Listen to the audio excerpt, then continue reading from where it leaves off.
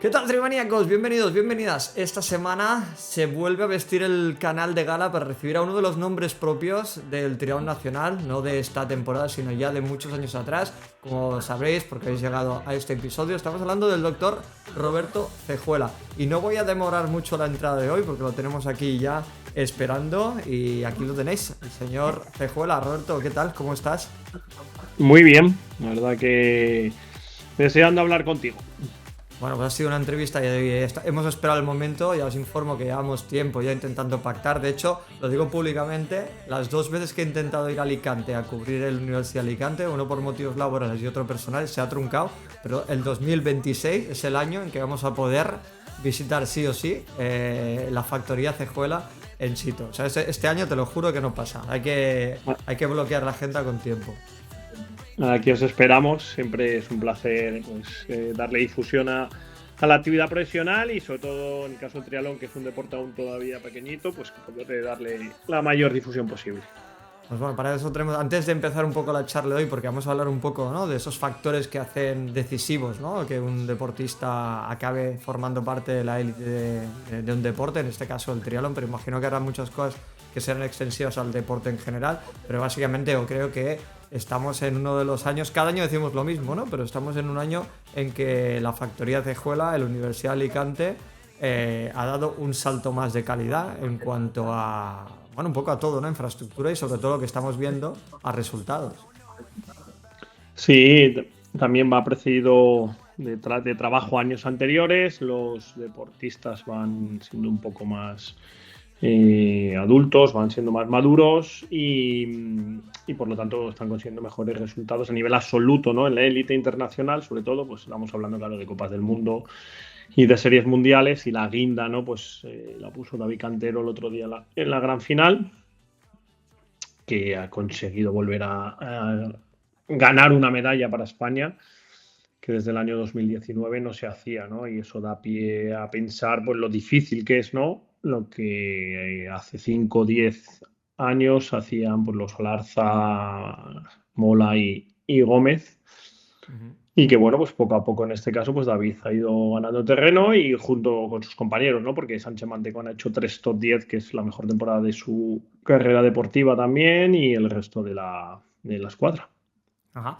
Pues eso va por delante, pero bueno, digamos que has mencionado quizá lo que fue el buque insignia en su momento de este proyecto que es Fernando Alarza, olímpico, bueno, que yo creo que todo el mundo sabe quién es, pero por ahí pues tenemos a los Mantecón, en un momento dado pues bueno, ha pasado mucha gente muy importante, ahora quizá la punta de lanza pues estés ahí, ¿no? Mantecón, se ha ampliado, es decir, antes era Cejuela, perdón, antes era Alarza, y ahora tenemos pues un abanico, ¿no? Ya no es en plan un solo deportista, sino que el modelo se ha extendido y ahora tenemos que, no quiero saltarme a ninguno, pero así a corto plazo y en el corto tiempo, has mencionado a Cantero, pero tenemos a Izanedo, tienes a Mantecón que ya viene atrás, Marta Pintanel, es decir, que ya no es un fenómeno aislado, o sea, que esto ya no es casualidad, ¿no? En principio aquí ya empieza a dar resultado el trabajo de picar piedra mucho tiempo atrás.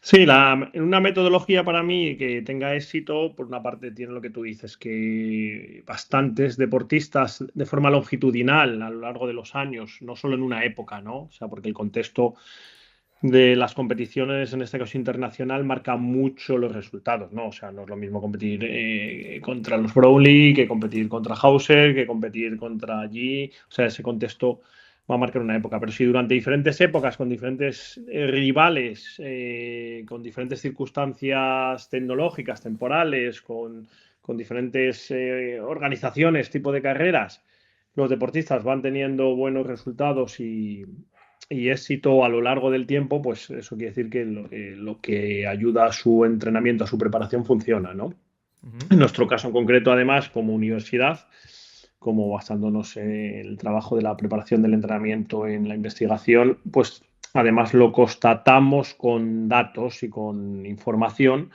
que forman nuestra parte de investigación a través pues, de tesis doctorales, de publicaciones en artículos científicos, congresos, conferencias, etc., que para nosotros es una forma de trabajar un método que yo en su día lo aprendí en la Universidad de León donde yo estudié, pues mis profesores hacían eso con diferentes deportes, tanto individuales como colectivos, con ciclismo, con fútbol, con balonmano, con baloncesto, con atletismo, y bueno, lo he trasladado, lo he aplicado e intentado mejorarlo, por supuesto, tanto en triatletas como atletas como ciclistas.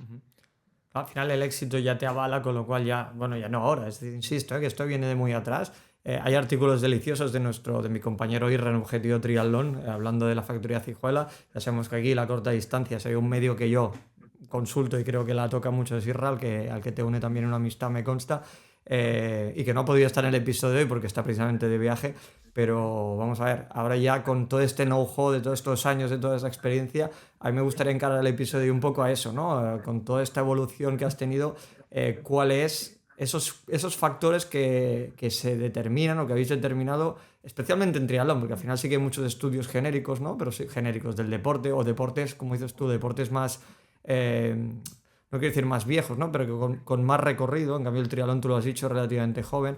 Entonces ahí, cuando hablamos de élite, todos piensan en trabajo duro, en talento, pero seguramente haya muchas más cosas, ¿no? Entonces es un poco explicar, a ver, desde tu experiencia deportiva, ¿cuáles son esos factores que marcan esa diferencia?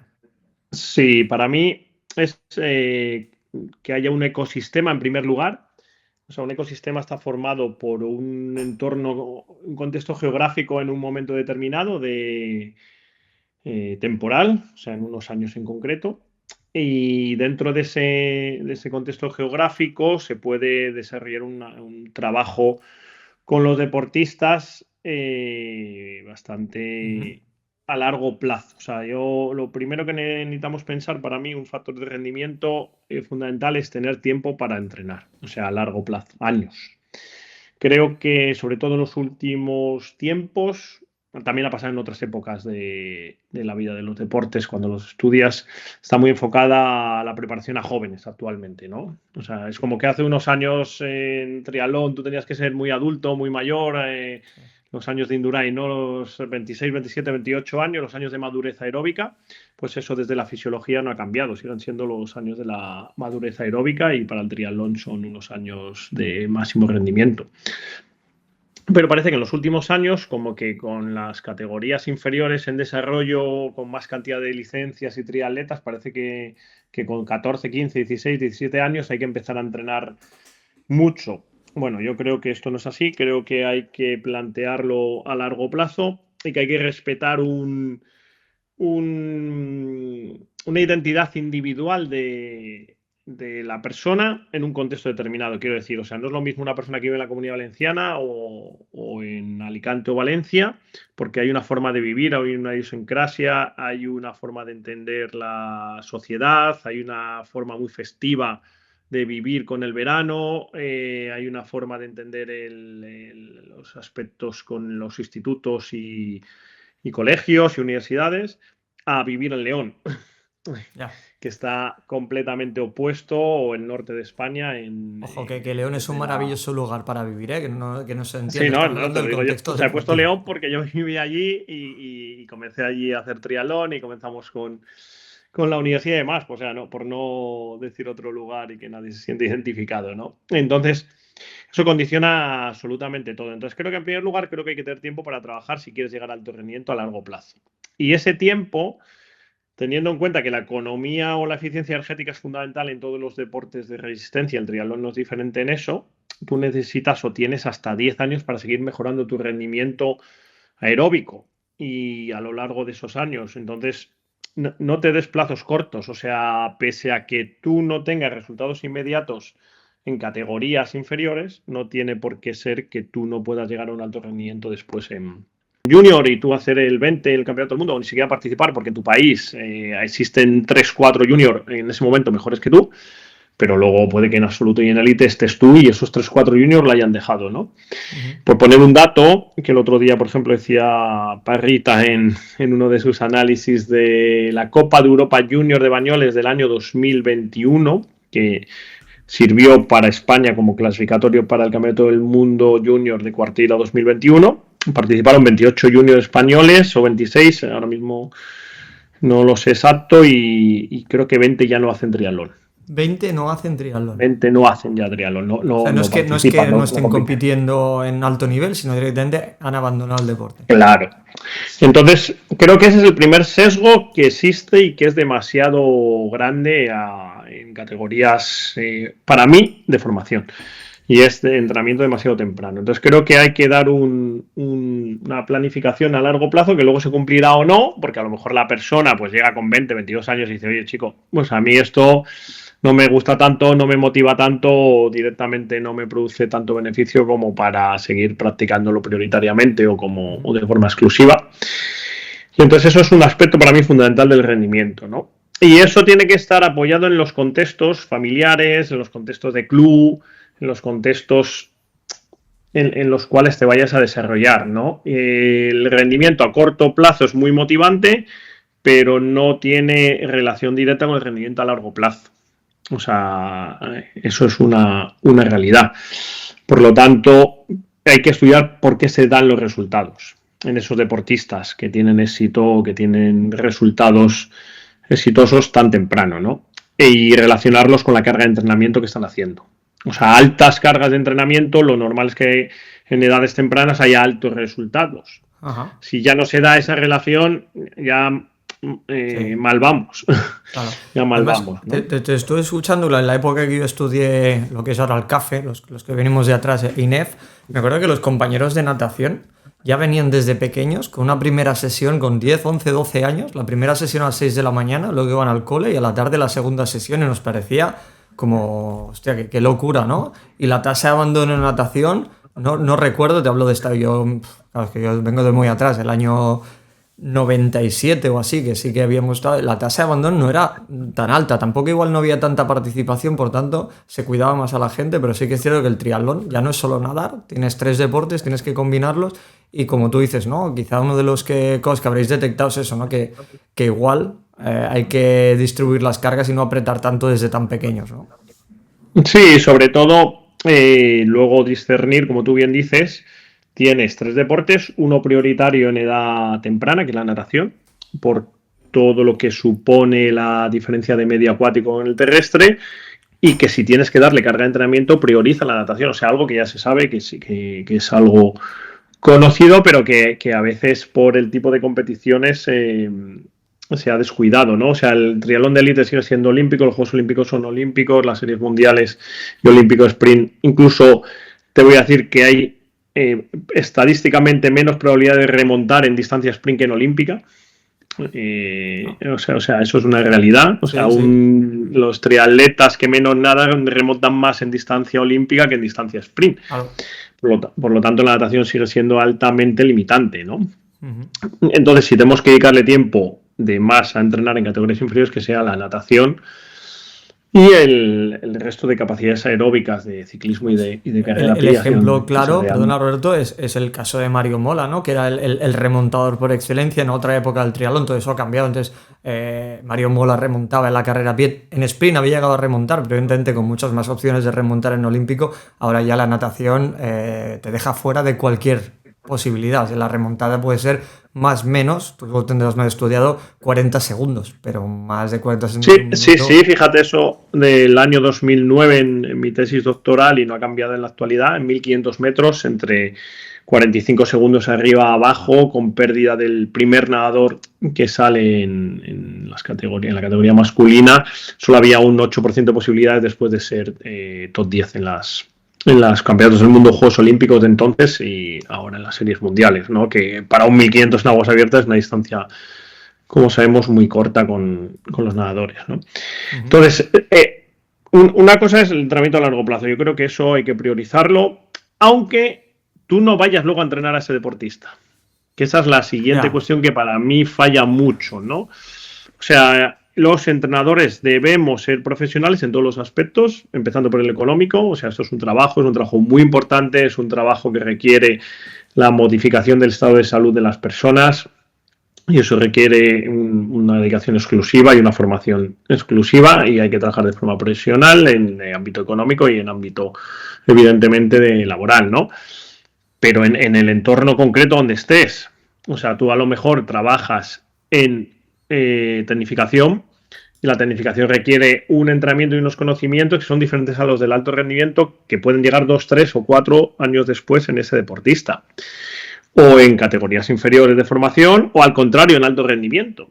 Entonces creo que ahí hay que tener muy claro los contenidos de entrenamiento que le tocan al deportista más allá del resultado inmediato. Ajá. Creo que es otra de las limitaciones que pasa en triatlón, y que muchas veces los campeonatos de junior, de sub-23, en lugar de usarse más como premios, como motivación inmediata, se usan como objetivos finales, y hay mucha gente que cae en desmotivación al no tener los resultados esperados, que todo el mundo tiene que tener objetivos y son importantes, pero creo que hay que contextualizar mejor esos resultados en categorías inferiores. A mí me parece una reflexión muy buena, porque claro, al final también está el ego del entrenador, ¿no? Desde que esto pasa en todos los deportes, o sea, no es algo de triatlón, ¿eh? No es una...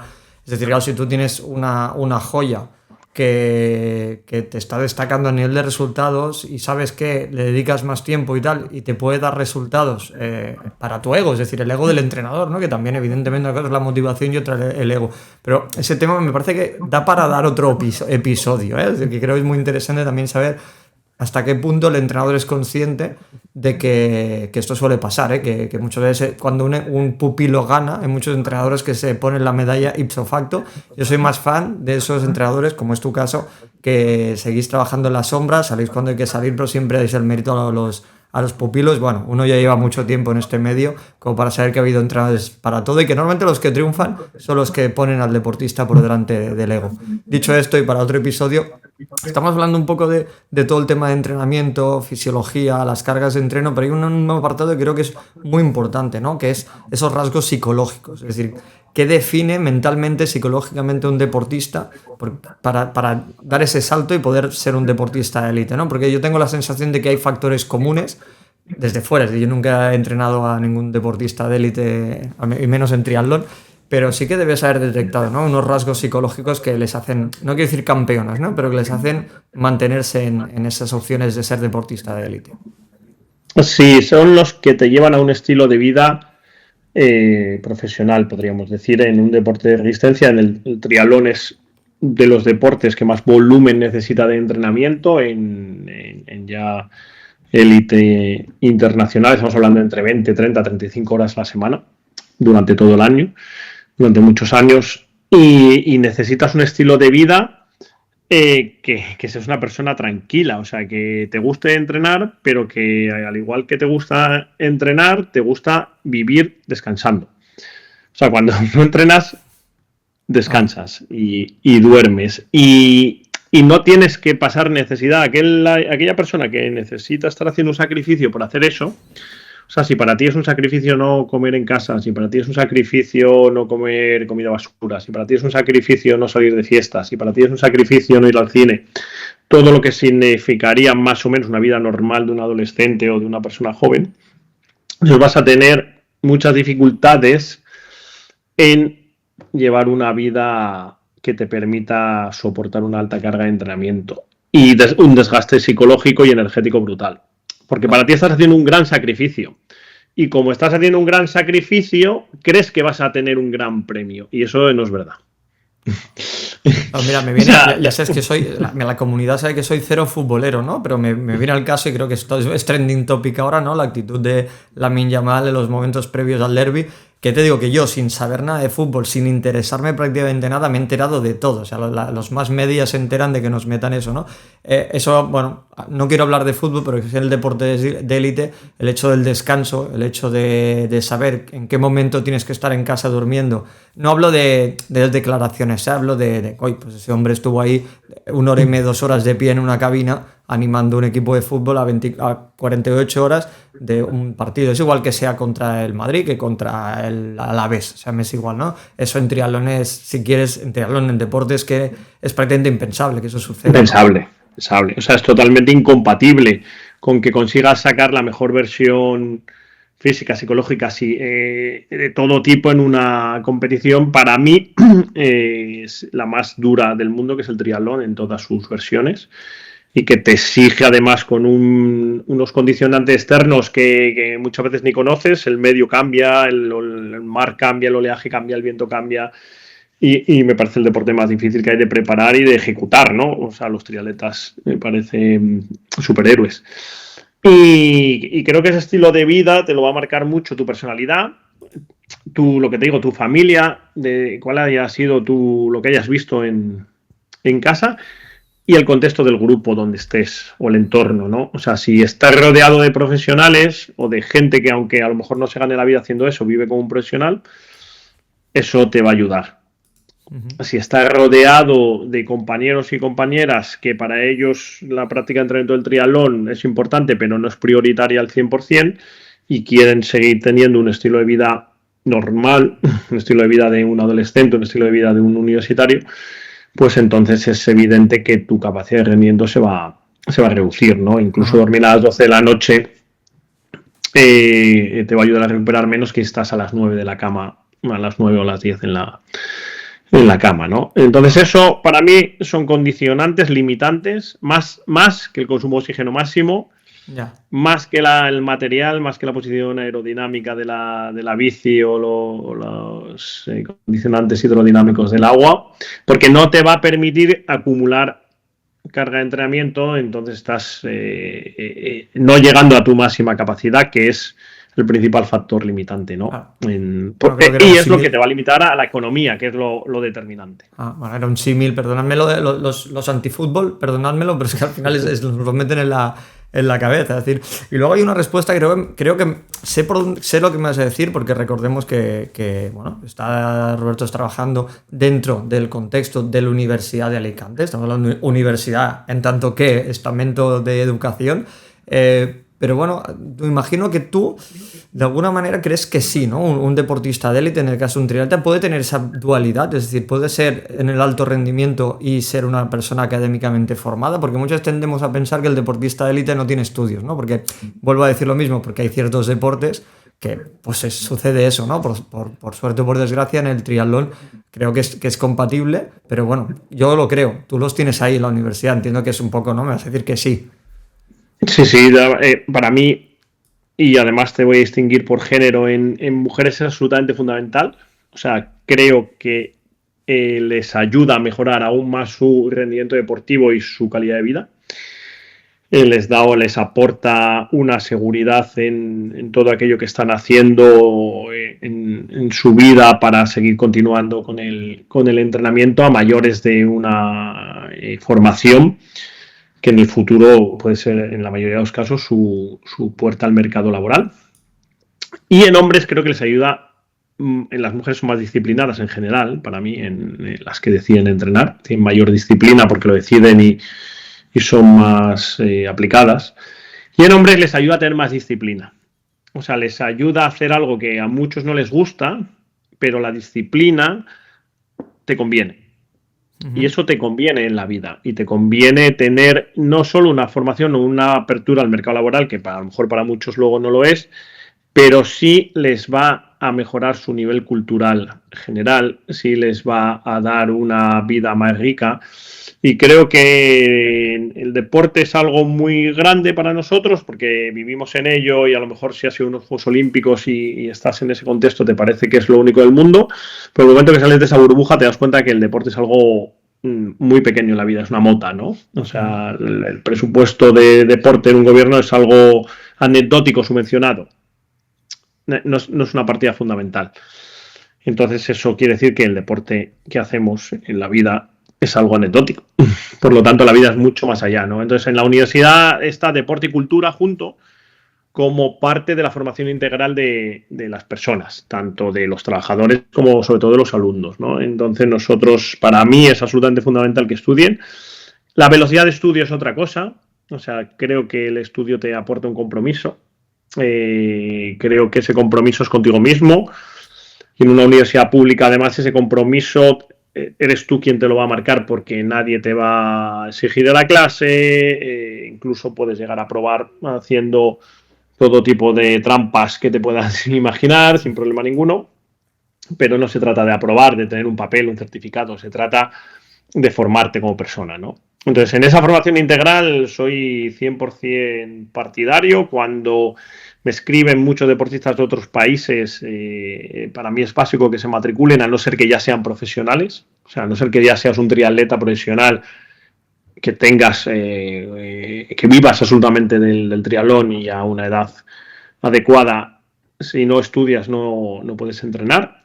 Y hacen todo un proceso complicado desde sus países de cambio de sistema educativo y acceso a la universidad, que lo hacen por su cuenta, y creo que es el principio del éxito. En mi experiencia, aquellos que no lo han hecho están luego un poco descontextualizados en la vida en general y en el deporte en particular, ¿no? Porque a lo mejor es lo que te digo, tú puedes llegar a entrar en una carga de entrenamiento similar a la de un Alarza en su día, a la de un Sánchez Mantecón, a la de un Cantero en su día, y tú no vas a tener ese resultado.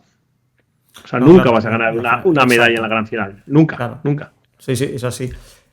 Voy a acabar con 2 preguntas, una en negativo para dejarnos la buena para el final. Es decir, hemos hablado del trabajo del entrenador, hemos hablado esto de los componentes psicológicos, de los componentes fisiológicos, de la genética, ¿por qué no? Pero al final todos sabemos que hay deportistas que no llegan, a pesar del trabajo, a través del talento, a través del apoyo que puede tener de la familia, de todo el mundo, con todos los condicionantes puestos de cara, a veces no se llega. ¿Qué es lo que suele fallar? Es decir, ¿qué es lo que con más detectáis que, mira, con todos los condicionantes esto no ha llegado? ¿Cuáles son los fallos? ¿Qué es lo que falla para que ese deportista que lo tenía todo finalmente no lo consiga? Te voy a hacer una metáfora o un ejemplo. Colón sabía dónde iba cuando llegó a América. O sea, tenía los mapas para llegar allí de antemano. Por eso llegó. Esto es lo mismo. O sea, tú lo que tienes que saber es dónde quieres llegar. O sea, si te planteas ser campeón del mundo absoluto, no va a llegar nadie. O casi nadie. El 0,0000000,1%. Esos son datos estadísticos que categorizan los deportistas mundiales de todos los deportes. Hay una categorización desde World Class, medallista en eventos mundiales, campeonatos de Europa, Juegos Olímpicos, hasta gente que se inicia en el deporte sedentario, ¿no? Entonces, claro, el 95% de la población son categoría 1 o 2. O sea, una persona que hace ejercicio físico saludable y la categoría 1 empieza a enfocarse hacia una disciplina deportiva, pero sin hacerla de forma específica. Entonces, el 95% de la población no hace un deporte específico. Entonces, claro, te estás englobando ya en unos niveles de población tan selectos que aunque tú entrenes lo mismo que alguien que gane un mundial, no lo vas a hacer. Entonces, creo que es importante enfocar en objetivos realistas que se puedan conseguir desde los campeonatos de España, los campeonatos autonómicos, campeonatos de categorías, ligas de clubs, ligas de Francia, ligas de Alemania, copas continentales. O sea, en triatlón es un deporte tan rico y tan variado que creo que si eliges bien tus objetivos los vas a conseguir. Ajá. Pero si los desenfocas, no. Hay un ranking mundial que es muy claro, es como el del tenis. O sea, tú puntúas, ganas puntos y si no sigues puntuando los pierdes. Entonces no tiene vuelta de hoja. O sea, el 1 es el 1, el 2 es el 2, el 3 es el 3. Y al año hay, creo que para el año que viene hay 10 series mundiales, hay 20 copas del mundo y hay 40 o 50 copas continentales. O sea, hay escenarios de sobra y oportunidades a nivel internacional para tener rendimiento. Pero a nivel, lo que te digo, nacional también, a nivel autonómico, a nivel de distancia corta, a nivel de media. Entonces creo que es importante enfocar bien en cuál puede ser tu mejor versión y a lo largo de los años incluso, ¿no? Y hay muy buenos ejemplos en eso en España, de deportistas que consiguen el éxito en el contexto determinado, ¿no? Entonces creo que eso yo creo que es para mí el fallo. Ajá. No, pues está muy bien esta reflexión. Además, entiendo que alguien también, estamos hablando que básicamente a veces se pueden perder, creo que se llama así, igual me vais a corregir, pero sería el síndrome de utopía, ¿no? Es decir, en plan, pensar que tú vas a llegar a ser un campeón del mundo, cuando el campeón del mundo hay uno por año y a veces es el mismo varios años seguidos, en plan, es como decir, no sé, el ejemplo de Sierra Cantero quisiera tener lo mismo que Brownlee, hombre, pues ojalá, ¿no? Llegue algún día y recojamos este corte y Cantero me lo pase por la cara, ¿te acuerdas que dijiste, toma, en tu cara? Pero que entendemos que si lo logra, formaría parte de un... Es altamente improbable que ganara 2 medallas de oro seguidas en 2 Juegos Olímpicos. O sea, es estadísticamente improbable, muy improbable. Sí. Ya, pues así, luego para acabar, porque no te quiero robar más tiempo, si vamos a suponer que te llega uno de estos chicos, chicas con 16 añitos y te diga, hostia, Roberto, yo es que quiero llegar, yo quiero ser olímpico, quiero ser olímpica. ¿qué le pedirías, o sea, o qué reflexión le harías hacer para ver si realmente le compensa? Ya no digo si va a serlo o no, pero tú has dicho que, bueno, al final el objetivo cada uno se pone el suyo y te está hablando de ser olímpico, ya no te digo ganar una medalla de oro, que a ella le dirías, bueno, mira, ves la puerta, pues vuelve por ahí, o no, vete a saber, ¿eh? Pero, ¿qué le pedirías? ¿Qué crees que debe demostrarse a sí mismo para decirle, venga, vamos a por ello?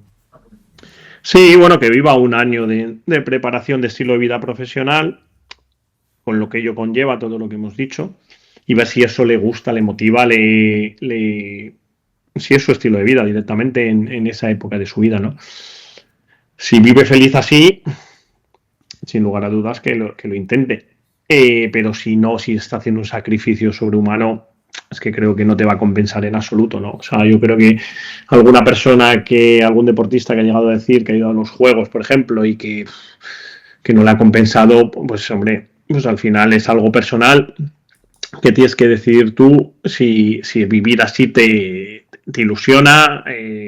Yo lo hago, es mi estilo de vida como entrenador, y el deportista tiene el suyo, desde luego más sacrificado que el del entrenador, porque al final la fatiga física es algo que duele Claro. y que en muchos momentos que muchos pensarán incluso que no les compensa, pero en el global sí lo hace, ¿no? Entonces, para mí, ya digo, es una forma de vivir más allá directamente de lo que profesionalmente te vaya a producir y son unos años mágicos en la vida de un deportista porque son unos años tempranos, ¿no? Pero si para ti estás sacrificando otras cosas o otros aspectos personales y sociales, pues no te va a merecer la pena Ajá. porque luego no te va a compensar, ¿no? O sea, lo que te va a quedar es los recuerdos y los recuerdos para mí son la vida. O sea, al final lo que has hecho, lo que has vivido, para mí eso es lo que me hace feliz, ¿no?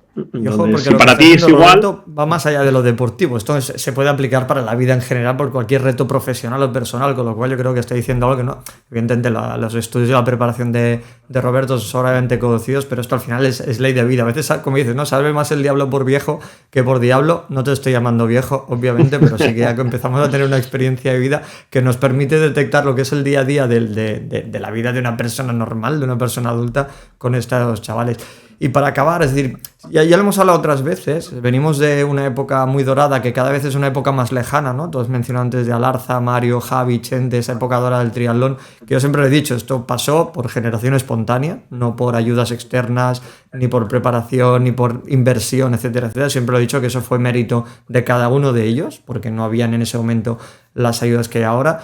Eso fue muy bueno en su momento, luego ha puesto el listón muy, muy, muy alto, ¿no? Parece que ahora las gestas de Cantero, de Izanedo, de Pintanel, de Miriam Casí, etc., como que quedan un poco diluidas por aquello, pero ¿en qué momento estamos si somos realistas? Es decir, ¿en qué momento el triatlón nacional, evidentemente, aspirar a aquello? Yo creo que es un poco lo que decíamos del síndrome de utopía. Vamos a soñar en voz alta, pero vamos a ser realistas de que eso es muy complicado que vuelva a pasar.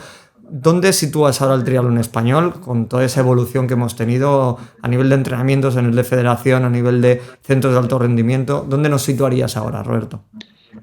pues ahora creo que a nivel medio estamos mejor. O sea, creo que hay mucho más nivel medio con datos. Hay 4 chicas entre las 50 primeras del mundo.